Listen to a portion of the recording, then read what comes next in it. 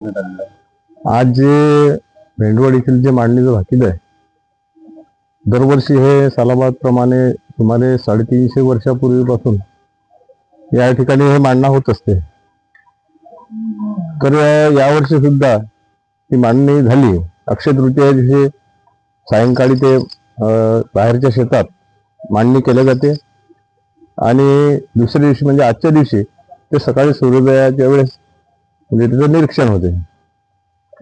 तर यावर्षीच असं आहे की पिका पाण्याचा जर प्रमुख पीक करायचा जर विचार केला तर कपाशीचं पीक चांगलं दाखवते आणि भावात पण गेल्या 2-3 वर्षापासून जे कपाशीच्या भावात मंदी होती तेवढी मंदी राहणार नाही. थोडाफार जास्तीचा नाही पण थोडाफार भावात बदल होईल. तसंच दुसरं प्रमुख पीक म्हणून ज्वारी आहे. तर ज्वारीचं पीक चांगलं आहे, भावात पण तेजी दाखवते. तूर जे आहे, तूर मोगम आहे.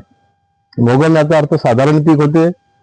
काही ठिकाणी त्या चांगले पीक येऊ शकते, पण अवकाळी पाऊस दाखवते, त्यामुळे काही ठिकाणी त्याची नासाडी सुद्धा होऊ शकते.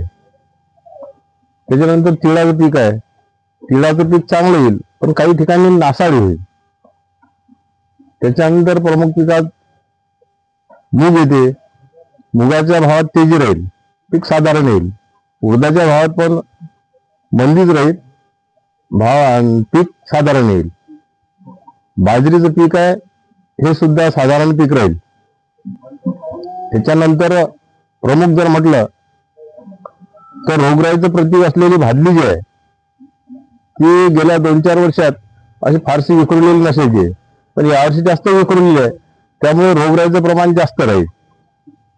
माणसांवर आणि जनावर गुरं यांच्यावर तसंच पिकावर सुद्धा रोगराईचं प्रमाण जास्त राहील. आणि त्याच्यानंतर रब्बी पिकाकडे तर रब्बी पिकामध्ये प्रामुख्यानं गहू आहे, हरभरा आहे. तर गव्हाचं पीक चांगल्यापैकी दाखवते. हरभऱ्याचं पीक जे मोगम आहे, तर मोगम असल्यामुळे काही भागात हरभऱ्याचं पीक चांगलं येईल आणि काही भागात साधारण पीक येईल, पण एकदम पीक येणार नाही असं नाही आहे. राजकीय स्थिती त्याचबरोबर